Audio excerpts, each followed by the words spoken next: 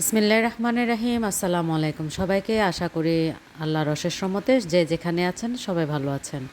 খুব সুন্দর একটা জিনিস দেখাচ্ছি আপনাদেরকে। আমরা কেএফসিতে গিয়েছিলাম।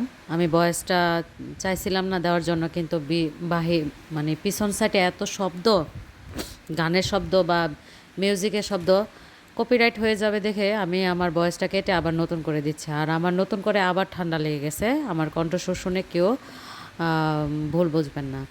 এই যে পাখি মানে কবুতরটা দেখছেন না, কি সুন্দর আসছে ভিতরে।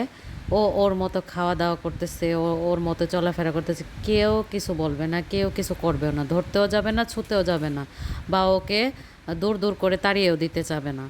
সুন্দর, এটাই দেখাচ্ছি যে মানুষের চেয়ে এখানে পশু পাখি, মানুষের যেরকম মূল্যায়ন আছে পশু পাখিরও এরকম মূল্যায়ন আছে।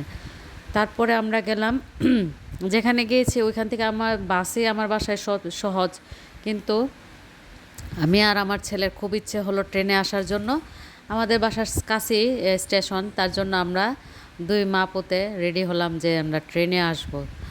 পরে আমার হাজব্যান্ডকে বললাম যে চলো ট্রেনে যাই। তারপর ট্রেনে উঠলাম, উঠে এসে পড়লাম নিজের গন্তব্যস্থানে। আমার ভিডিওটা যদি ভালো লেগে থাকে প্লিজ লাইক এবং কমেন্টস শেয়ার সব কিছু করবেন।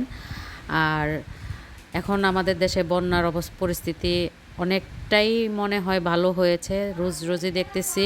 যদি জানি না কবে আল্লাহর রহমতে আমাদের দেশটা ঠিক হবে। আল্লাহর কাছে দোয়া করি আল্লাহ যাতে অতি শীঘ্রই আমাদের দেশটাকে ভালো করে দেয় এবং সকল বিপদ আপদ থেকে হেফাজত করে। বিদেশে থাকি সবার জন্য দোয়া করি, আমাদের জন্য সবাই দোয়া করবেন। আল্লাহ হাফেজ। আর আমার ভিডিওটি ভালো লাগলে অবশ্যই দেখবেন।